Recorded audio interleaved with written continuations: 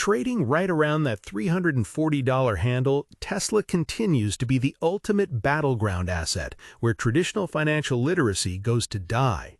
If you open up any mainstream financial terminal or scroll through retail sentiment boards on Reddit and X, the narrative is painfully repetitive. Critics look at trailing automotive delivery numbers, macro EV adoption slowdowns, and quarterly margin compression, screaming that the stock is a wildly overvalued car company trading at an astronomical forward earnings multiple. Meanwhile, hyper-optimistic retail traders buy every minor dip on Robinhood, hoping for a meme stock-style gamma squeeze back toward its all-time highs, fueled purely by headline hype about robotaxis and humanoid robots. Both sides are entirely missing the forest for the trees because they're evaluating Tesla through a 20th century industrial lens. They treat it like a traditional original equipment manufacturer that happens to run on lithium-ion cells instead of gasoline.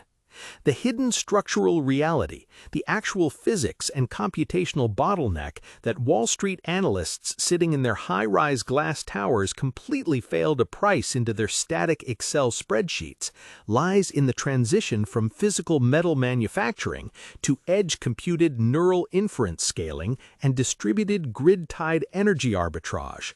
The market continues to misprice Tesla because it treats the vehicle fleet as a finished product sold at a one-time margin, rather than as a massive, globally distributed army of mobile data acquisition edge nodes. Every single Tesla on the road is a high-bandwidth physical sensor pack feeding millions of miles of real-world corner case video data into a centralized training cluster powered by custom silicon architecture. While legacy automakers are bogged down by complex legacy supplier networks and software stacks outsourced to Tier 1 vendors that cannot talk to each other, Tesla operates a vertically integrated feedback loop. The physical bottleneck isn't sheet metal stamping or aluminum casting anymore.